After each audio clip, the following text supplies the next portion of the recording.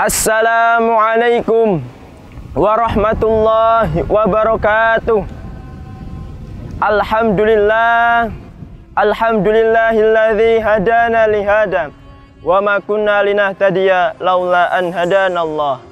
Qala Allah Ta'ala fi kitabihil karim, a'udzu billahi minasy syaithanir rajim.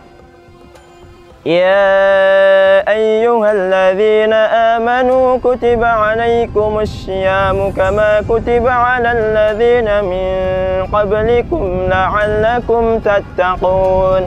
Al-ayah, amma ba'd.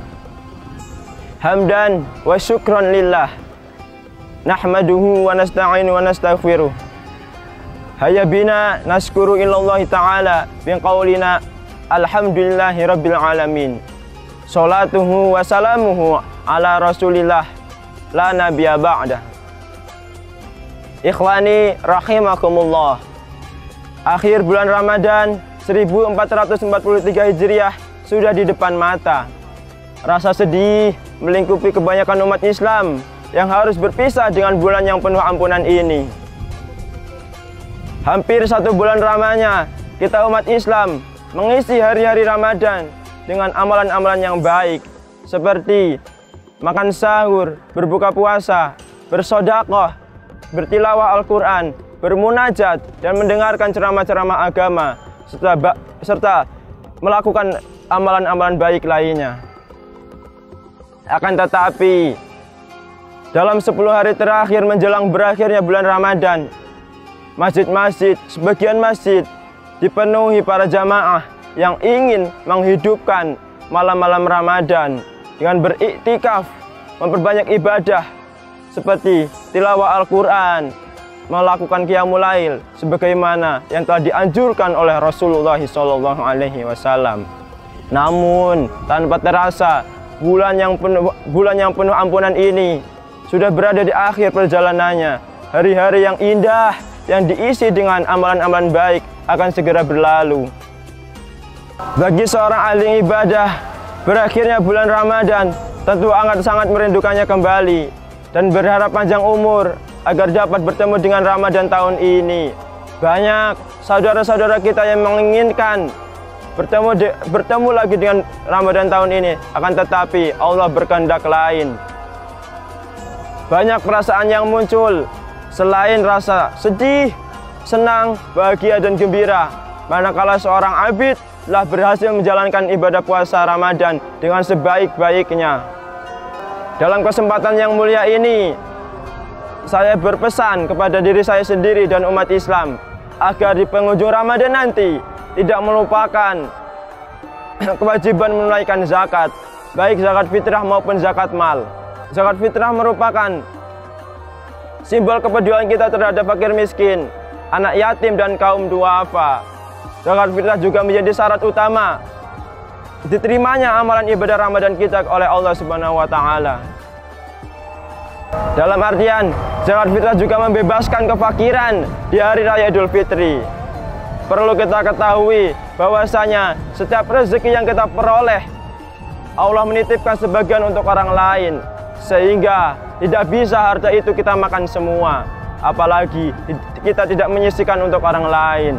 Itu sama saja halnya hak orang lain kita makan, sehingga zakat fitrah menjadi sarana untuk membersihkan harta dari kewajiban menyisihkan tadi. Ikhwani rahimakumullah, berakhirnya bulan Ramadan ditandai pula dengan datangnya Hari Raya Idul Fitri atau 1 Syawal.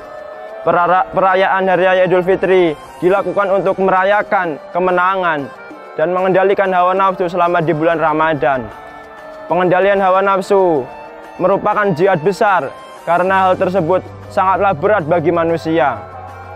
Ketidakmampuan melawan hawa nafsu akan berakibat kepada keburukan, dan manusia yang mengikuti hawa nafsu akan terjebak pada kekejian, kemungkaran, dan kezaliman.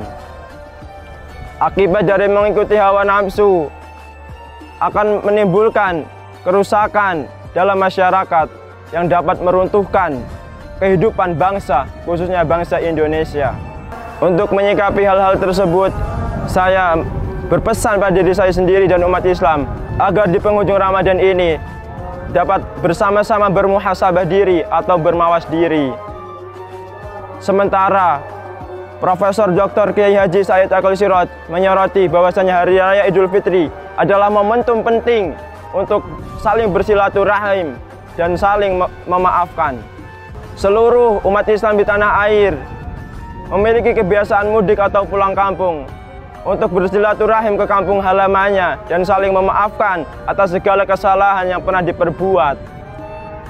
Oleh sebab itu, kebiasaan mudik tentu tidak hanya pulang kampung saja, akan tetapi juga menjalankan perintah agama dan juga sekaligus mempertahankan nilai moral bangsa, yakni mempererat tali silaturahim dan saling memaafkan. Kita sering mendengar ungkapan minal aidin wal faizin yang secara sadar atau tidak sadar sering dimaknai dengan ungkapan mohon maaf lahir dan batin.